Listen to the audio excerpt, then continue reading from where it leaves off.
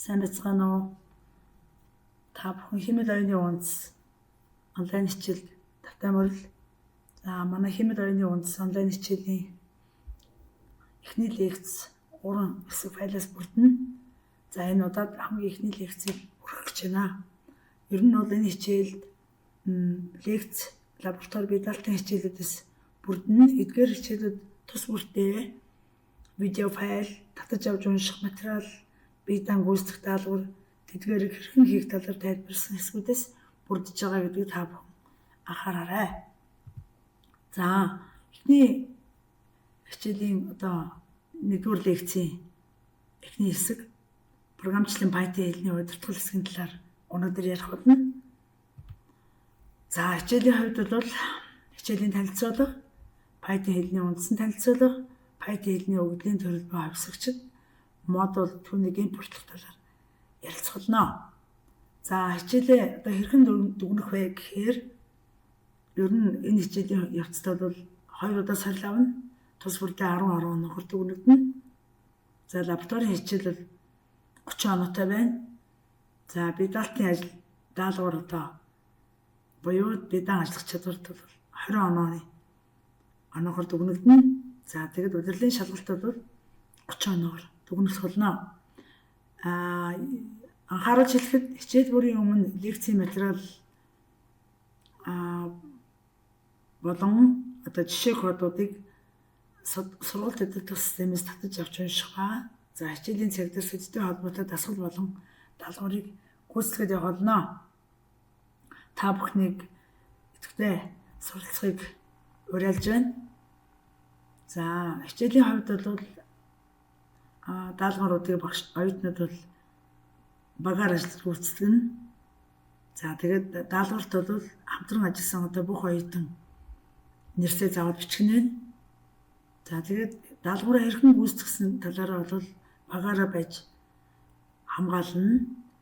За, тэгээд хизээ энэ даалгаврыг хөрөлж дуусгах вэ гэсэн хугацааг бол сургалт удирдлага системээс буюу удирдлагын мэдээллийн системээс харна. Хичээл бүрийн төгсгөлд өөрийгөө сурах тестийг оруулсан байгаа. Тийм учраас та бүхэн энэ тестийг байнга өгж өөрийгөө сориорой. Анхааруулж хэлэхэд энд бол ямар нэгэн дүн өгөхгүй учраас та бүхэн хэдэн ч удаа өгөх боломжтой. За, хичээлийн сэдвийн талаар ярив. За, энэ эхний өнөөдрийн энэ удаагийн лекцээр бид нар юу ярих вэ гэхээр програм дадаж шаардлагатай хэрэгслүүд. За, Python хэлний үндсэн элементүүд гэж юу юм? За, модулын тодорхойлолт гэж юу вэ? За, модулыг хэрхэн импортлох вэ гэдэг талаар тайлбарлан ярина. За, энэ хичээлийг судалсны үр дүнд юу сурах вэ гэхээр зэрэг Python хэлний интерпретаторыг татаж авч суулгана. За, Python хэлний үндсэн элементүүдэд танилцсан. За, тэгээд модулаа импортлож жишээ файлуудад танилцсан. За, програмчлалд шаардлагатай хэрэгслүүд нь болохоор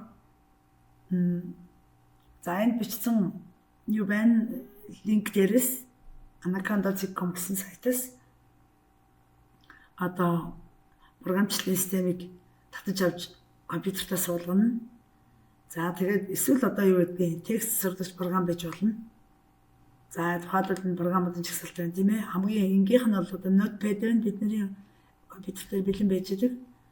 За, хэрвээ та Apple төхөөрөмж ашиглаж байгаа бол Settings гэх Smart Quotes гэсэн тохиолгоог нь унтраах нэ. За, терминал эсвэл командын мөрөсөж болно. Учир нь Python програмыг компьютерийн командын мөрөс ажиллуулах нь хамгийн хялбар байдаг учраас эдгээр терминалыг ашиглаж болох нэ. За, Python хэлний үндсэн элементүүд болохоор зэрэг оролтын input гэсэн оператор, гаралтын үр дүн хэмжих, гаралтын print гэсэн функц. За, тэгээ ховсогч хүний авах утгын төрөл буюу өгдийн төрлийг тодорхойлон өгч програмын кодыг програмын промптын тэмдгээр шууд чинь за бичиглийн хэлбэр бол дэлгэсэн дээр харагдаж байна. Жишээлбэл A гэсэн хавьсагчид А гэсэн 10 гэсэн утгыг хадгалаад тэрнийг ямар төрлийн утга вэ гэдгийг харахын тулд print гэдэг гаралтын функцийг ашиглаад түүн дотор type буюу өгдийн төрлийг тодорхойлох функцийг тодорхойлон бичснээр энэ ямар төрлийн утга болохыг тодорхойлж хэвлэж харах боломжтой байх нэ.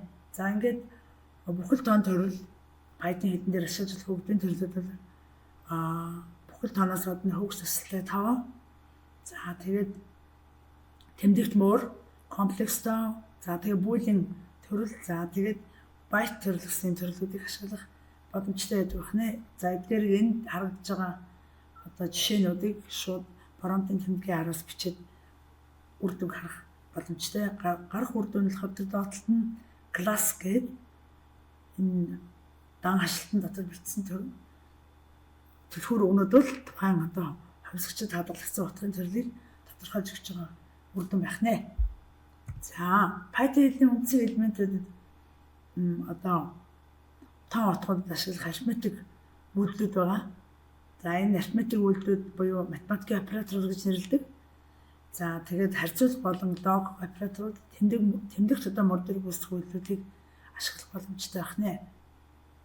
За тоо утгуудад ашиглах арифметик операторууд нь болохоор зэрэг нэмэх, хасах, үржих, хуваах. За тэр процентын буюу хувийг тодорхойлох тэмдэг бол төлөөс нь тэмдэг бол 1/5 нөгөө тоонд хуваагаад үлдгэлийн авах. За бүхлээр хуваах, үржих гэсэн үйлдэлүүдийг хийх боломжтой байна. За тэр харьцуулах операторууд буюу хоёр тэнцвүүгийн тэмдэг, анхаарлын тэмдэг тэнцвүү, их багаан тэмдгүүд, их буюу тэнцвүү, бага буюу тэнцвүү гэсэн тэмдгүүд байна. За эдгээр нь болохоор харьцуулах үйлдэлийг гүйцэтгэдэг. Хоёр тэнцвүүгийн тэмдэг бол тэнцвүү юу гэдгийг шалгаж байгаа. За юу анхаарлын тэмдэг тэнцвүүгийн тэмдэгтэй болохоор зэрэг тэнцвүү биш үү гэж шалгаж байгаа. За их дараагийнх нь их үү, бага уу, их буюу тэнцвүү, бага буюу тэнцвүү гэсэн утгуудыг нөхцөлүүдийг шалгахад ашигладаг харьцуулах операторуудыг харуулсан байна.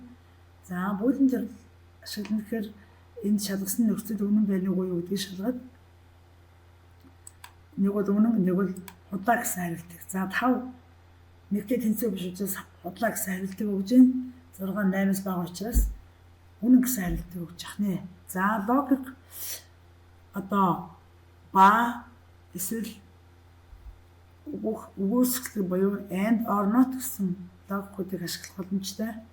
За энэ жишээлбэл true and false гэхээр үнэн ба худал хоёрын үр дүнд бол худал гэсэн хариу гарах нь байна. Ямар тохиолдолд үнэн байх юм гэхээр true and true байж true гэсэн үнэн хоёулаа үнэн байж энд яг үнэн гэсэн үр дүн харуулах хэрэгтэй. За энэ доотлолтын жишээ нь тий. Энд болохоор зэрэг or буюу энэ хоёр нөхцөлийн аль нэг нь үнэн байвал үнэн гэсэн хариу өгөх нэ. За тэмдэг мөрийг нэгтгэх болон харьцуулах үйлдэл хийдэг. За энэ болохоор зэрэг яг нэмэх тэмдэг өгөхөөр яг за энэ хоёр давхар хашлтанд бол текстүүдийг бичсэн байна. За тэгээд энэ давхар хашлтан дотор бичсэн текстүүдийг хооронд нь нэмэх тэмдгээр холбохоор хооронд нь нийлүүлээд тэмдэгт нэг тэмдэгт мөр болгон хэвлэдэг бах нэ. За модуль. За модуль болохоор зэрэг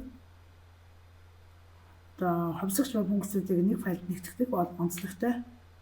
Модулийн хавьсагч ба функцүүд бие биетэйгээ холбоотой байдаг. Жишээлх юм бол одоо математик гэсэн модуль болохоор зэрэг нөгөө PI буюу P тооны функц. За нөгөө тригонометрийн функц. Жишээлбэл косины функц тийм ээ. Косинусийн функц эсвэл square-тэй буюу квадрат язгуур гарах функц гэх мэтийн математик үйлдэлийг хийхэд хэрэгэлдэг одоо модулуудыг функцүүдийг агуулсан мат гэсэн нэртэй модуль ажиллана. Тэгэхээр модуль болон өөрийн гэсэн нэртэй байдаг. За тэгээд бид үүнийг ашиглахдаа яаж ашиглах вэ гэдэг талаар тайлбарлая. За модулийн хавьсагч ба функц хандхын тулд түүнийг эхлээд импортлох үйлдэлийг хийх ёстой. За импортыг хэрхэн бичих вэ гэхээр энэ промптын тэмдэг байна. Энэ промптын тэмдгийн араас from гэдэг дэлгүүрийг ашиглаад дуудаж байгаа модулийнхаа нэрийг бичээд import гэдэг дэлгүүрийг бичээд тэгээд дуудах функцийн нэрийг бичиж өгч болно. За тэгээд түүнийг хэрхэн хэрэглэхээр нэг дуудсан функцийнхаа нэрийг бичээд хаалтан дотор аргументын хавьсагч буюу аргументын утгын хавьсагчийн нэрийг бичиж өгч болно.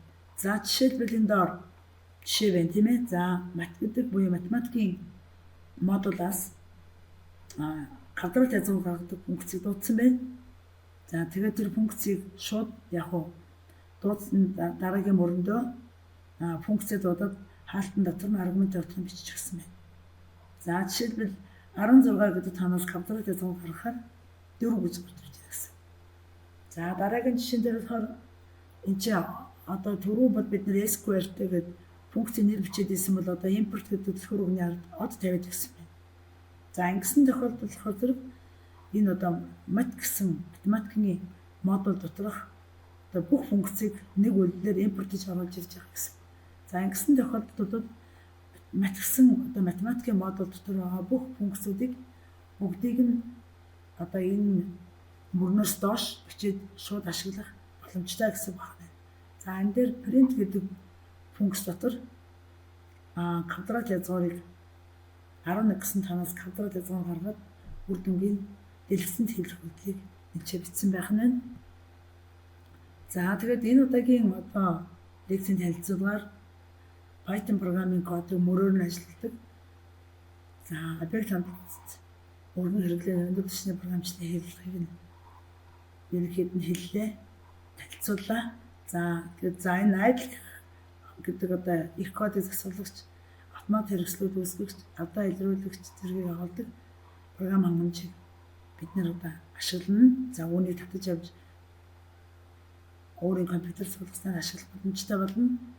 За модуль болгон өөрийн гэсэн нэртэй одоо функцийг агуулдаг. Зөвхөн одоо энэ функцийг модулийг импортлсон дараа түүнд агуулгах функцийг ашиглах боломж олгодог байна.